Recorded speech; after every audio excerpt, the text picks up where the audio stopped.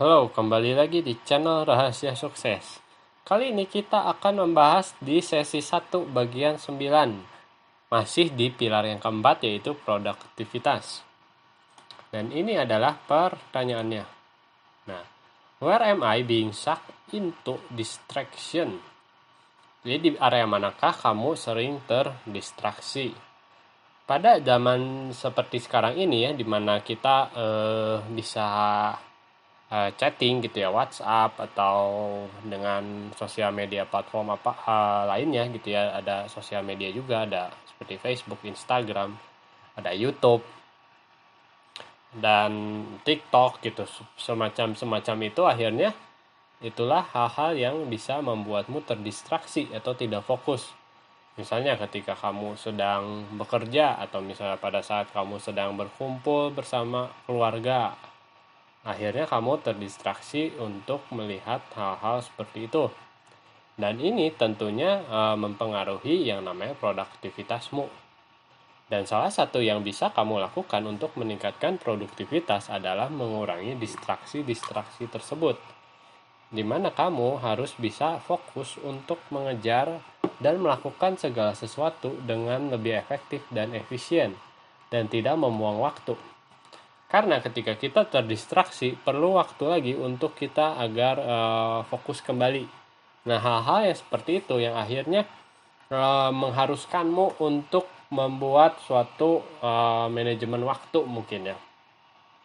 Jadi kamu harus benar sih ya gitu, ketika ada orang mengutip, ketika kamu bekerja ya bekerja, ketika kamu bermain ya bermain. Nah, kamu harus menciptakan suatu waktu gitu ya, manajemen waktu yang seperti itu gitu.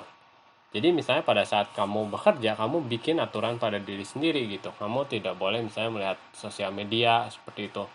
Yang akhirnya ketika kamu sudah misalnya menyelesaikan pekerjaanmu, barulah kamu boleh melihat hal-hal tersebut. Mungkin ya tetap saja dibatasi waktunya gitu ya misalnya, tapi itu akan menjadi sebuah reward mungkin buat kamu ketika kamu misalnya sudah menyelesaikan suatu pekerjaan tertentu dengan sangat baik dan sangat efisien.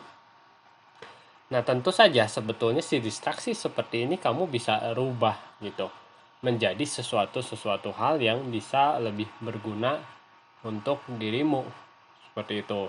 Jadi distraksinya mungkin ada yang bersifat negatif, ada yang bersifat positif. Misalnya distraksi yang bersifat negatif gitu, ketika kamu melihat sosial media, kamu melihat misalnya kehidupan orang lain dan kamu merasa sirik gitu, iri hati. Nah, itu akan menimbulkan si emosi negatif ke dalam dirimu.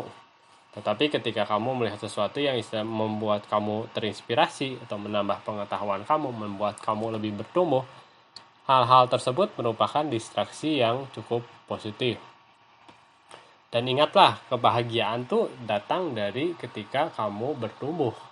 Ketika suatu ada kemajuan, kamu akan menjadi lebih bahagia. Nah, kenapa kita tidak mengubah distraksi yang tadinya berakibat negatif pada diri kita menjadi sebuah distraksi yang menjadi membuat kita menjadi lebih bertumbuh, menjadi lebih positif. Walaupun sifatnya sama-sama distraksi ya, karena ketika misalnya kamu membaca sesuatu yang memotivasi kamu gitu, tapi misalnya pada saat kamu masih di jam kerja atau seperti apa, tetap saja itu bukan tempat yang seharusnya gitu. Tapi ketika kamu sudah menyelesaikan pekerjaan, ada waktunya gitu untuk otak kita beristirahat, dan kamu pada saat istirahat itu juga kamu harus memang menambah dirimu dengan sesuatu yang lebih positif, seperti itu.